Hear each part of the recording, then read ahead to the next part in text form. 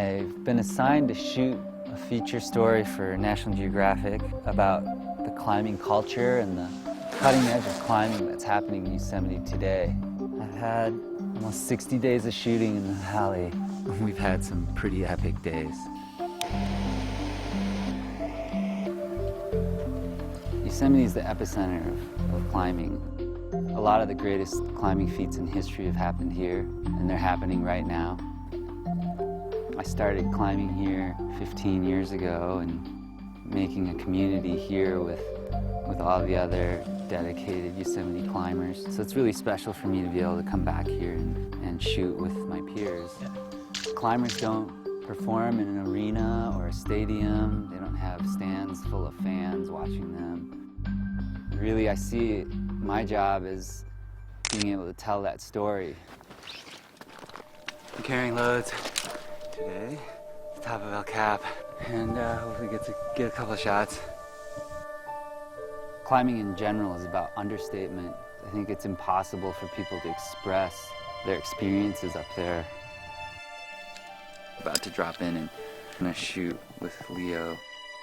I think Yosemite climbing has a certain purity to it because the climbers are up there battling it out, pushing through physical and mental challenges far from the eyes of the world.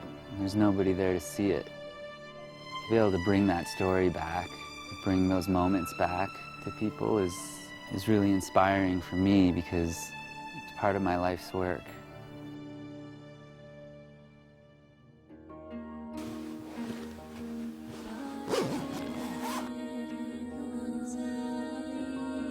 So I'm dropping back in on El Cap to spend a few days living on the wall with Tommy Caldwell and Kevin Jorgensen.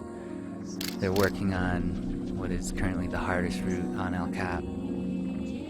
So shooting up on El Cap it's pretty physical. It takes a lot of rope work up here for kind of one moment. Isn't it? There's a ton of exposure up there. And obviously you want to be safe, so part of your mind is thinking about that. And the other part of my mind is really focused on getting the shot of Tommy making some of the most difficult moves on El Cap. I think the most honest photos happen when both the subject and the photographer are just in the moment. The rest of the world is falling away. And at the end of the day, if I got one photo that I felt truly captured Yosemite climbing, that'd make me happy. We left the car at 2, hiked 8 miles, up 6,000 feet, on top of Half Dome, and we're rigging up to shoot to wrap off the top of the visor, which is pretty steep and overhanging. I think it's interesting that base jumping is becoming part of the evolution in climbing. In order to do a lot of the big link-ups, you climb the huge formation, and the fastest way back down is to throw yourself off the cliff, get to the bottom of the valley, and start climbing the next formation.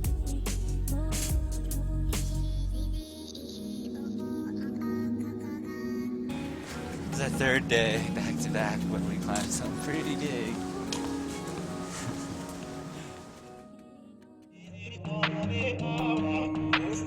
Backing up this camera, which we have on this 20-foot crane. Dean is going to be walking a high line over Yosemite Falls. Days and days of work just to get this shot. Lots of effort and lots of people. The huge exposure, the raging waters below, make this high line one of the most difficult in the valley. I've seen some of my friends just pull off some amazing climbs and high lines, and just trying to do them justice, you know. Pretty big challenge. It's been awesome, totally inspiring, totally wasted, and now we gotta hike down with gigantic loads, which has pretty much been the story of the shoot.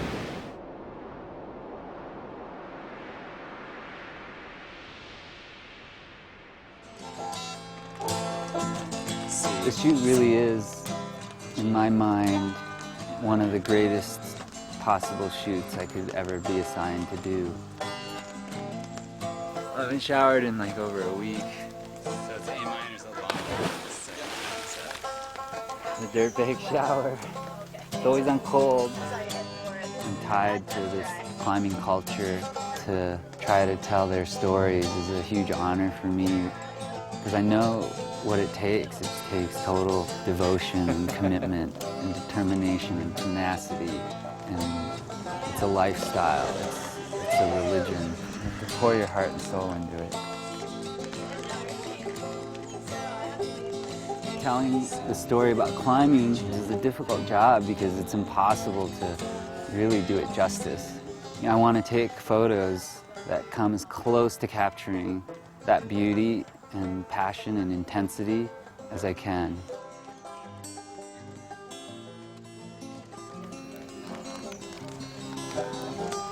Sorry, lost you there.